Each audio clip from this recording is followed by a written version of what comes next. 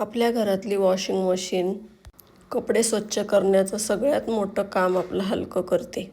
पण ही मशीन देखील महिन्याला क्लीन करावं लागते. नाहीतर बऱ्याचदा कपड्यांमध्ये दुर्गंध येते. असा दम्मट वास येतो मग कपड्यांचा. ह्या मशीनच्या टबमध्ये असे बारीक होल असतात, त्याच्यामध्ये धूळ जाऊन बसते.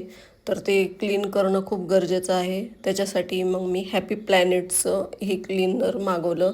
त्याच्यामध्ये छोटे छोटे असे टॅबलेट येतात. तर ह्याच्यामध्ये किती आले, 6-7 आले असतील, मी काही मोजले नाही. तर हे असे पाऊच येतात छोटे छोटे, त्याच्यामध्ये टॅबलेट असते.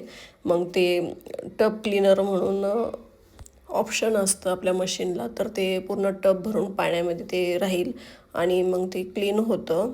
आणि जे साईडला ते असं खाऱ्या पाण्याचं ते क्षार झालेलं असतं ना, तर मग मी काय करत असते, ते पूर्ण स्वच्छ केल्यावर हे पाण्यानेच मी ते असं घासणीच्या साहाय्याने असं स्वच्छ घासून घेते वरती. म्हणजे त्या पाण्यामध्ये आपण ते लिक्विड पावडर टाकलेलं असतं, ते इतकं स्ट्रॉंग असतं, तर ते खूप फास्ट निघतं. जसं काय आपण भांडे घासतो त्यापेक्षाही असं त्याच्याने खूप फास्ट निघतं.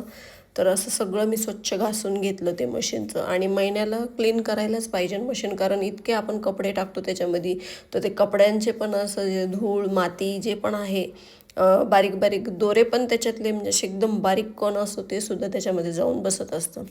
तर ते क्लीन करावंच लागतं, तरच आपली मशीन आपल्याला खूप काळ टिकू शकते. आणि एका हाताचा वापर असलं की नक्कीच ते व्यवस्थित राहणार.